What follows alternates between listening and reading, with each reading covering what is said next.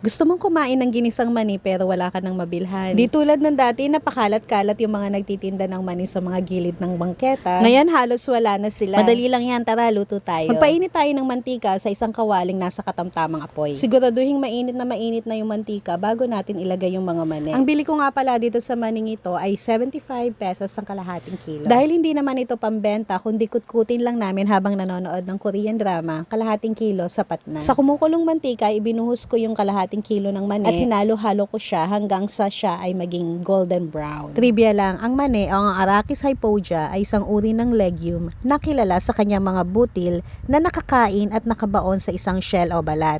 Kahit nakadalasang napagkakamalan nitong nut, ito ay talagang kabilang sa pamilya ng mga legume tulad ng sitaw at lentils. Alam mo ba na ang mani ay mabuting source ng protina para sa pagbuo at pag-repair ng mga kalamnan? Naglalaman din ito ng mga mono at polysaturated fats na mabuti para sa puso. Tumutulong din ang mani sa pagtunaw at nagpaparamdam din ng busog ng mas matagal. Mayaman din ito sa biotin, copper, niacin, folate at vitamin E. Ayan, dahil malapit na siyang maluto, pwede ko nang ilagay yung bawang. Hinalo-halo ko lang siya uli hanggang sa yung bawang maging brown din. Paalala lang, kung meron kayong allergy sa mani, huwag kayong kumain nito kasi baka magkaroon ng seryosong panganib sa inyo. Sa puntong ito, inilagay ko na yung siling labuyo. Gumamit lang ako ng 8 piraso at pinisapisa ko para lasang-lasa talaga yung anghang. Amoy na amoy ko na yung aroma ng bawang kasi habang ginigisa, yung bango ng bawang naaamoy mo talaga. Sa totoo lang, ang mani ay napaka-versatile na pagkain. Ang sariwang mani ay niluluto sa tubig na may asin. Ito ay malambot, masustansya at karaniwang binebenta sa mga kalye. Ayan yung tinatawag nating boiled peanuts. Pwede rin siyang roasted peanuts kagaya ng ginagawa natin. Sahog din siya sa pagluluto gagaya ng sangkap sa kare-kare. Pwede rin siyang gawing peanut butter at simpleng merienda. Sa madaling salita, ang mani ay isang masustansyang legume na may kakaibang paraan ng paglaki